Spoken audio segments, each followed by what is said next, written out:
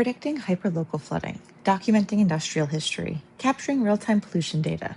These are just a few initiatives proposed for the new research and educational station at Manresa Wilds in Norwalk. Because today marks a huge milestone for Manresa Wilds and our progress in what we committed to on October the 1st, 2024, which was to be able to really establish Manresa as a hub for discovery and learning, and also a hub for future forward thinking.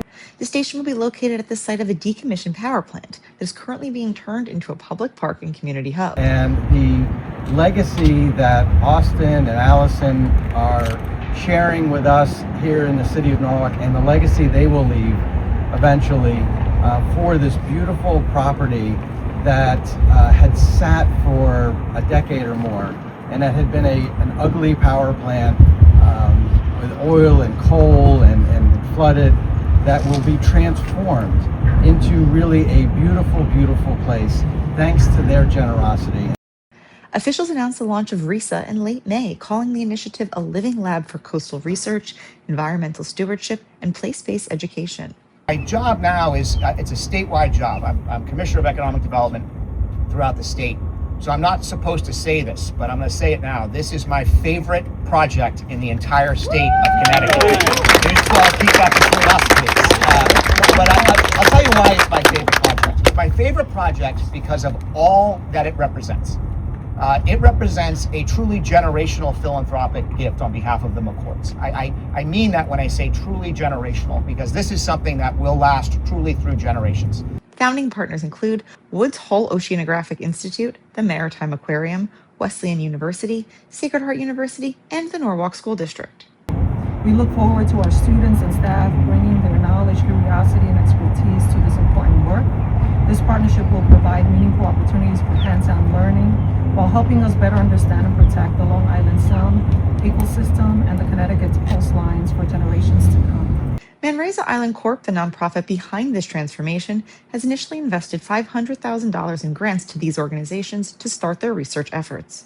We know that it's funded through philanthropic dollars. We know that, but it's a community asset and it's a community benefit. And that means being able to bring in partners wherever we can, however we can, in meaningful ways. Austin and Allison McCourt, the founders and philanthropists behind the Manresa Island Corp, said they want the site to be a place of discovery that helps to shape a more resilient future.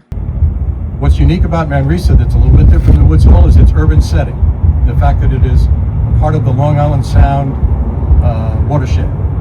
4 million people live around Long Island Sound. It's 1,300 square miles, and it's an amazingly unique body of water that really is understudied. The proposed research projects aim to help the region better understand and respond to climate challenges facing the Connecticut coastline, while also capturing the history of the site itself. R.E.S.A has already brought major investment and opportunity to Connecticut's coastal future, expanding environmental learning and scientific research while helping cultivate the next generation of researchers, educators, and environmental stewards. Some of this work has already begun. Woods Hole has installed water level sensors to track real-time tide and sound wave data that officials say can help predict local flooding. Wesleyan University has started capturing oral history stories of people involved with the site. Norwalk students have been to the site to help plant a pollinator garden, and Sacred Heart University has expanded its long-term research study into the ecology of Long Island Sound horseshoe crab populations to Manresa Island. Manresa Wilds offers exactly that, a living laboratory on Long Island Sound where our students and faculty can conduct real-world research, deepen their understanding of marine science, and play an active role in environmental stewardship.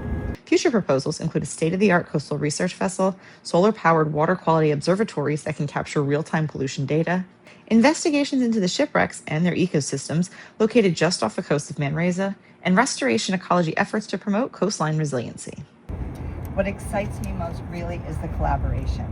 When institutions, educators, scientists, and communities work together, we create opportunities that inspire young people, strengthen our understanding of the environment, and help protect the ecosystems that are so important to our future. Officials said they believe this research center will not only benefit Norwalk and Connecticut, but could also be used as an example for other sites across the country. We know that there are hundreds of sites that look like Manresa all across the Northeast, and being able to establish research and education programs that help us to understand sites like this better, help us to advance the whole entire area, not only just the state of Connecticut and Norwalk, but also beyond. Reporting for Coastal Connecticut Times, I'm Kelly Prinz.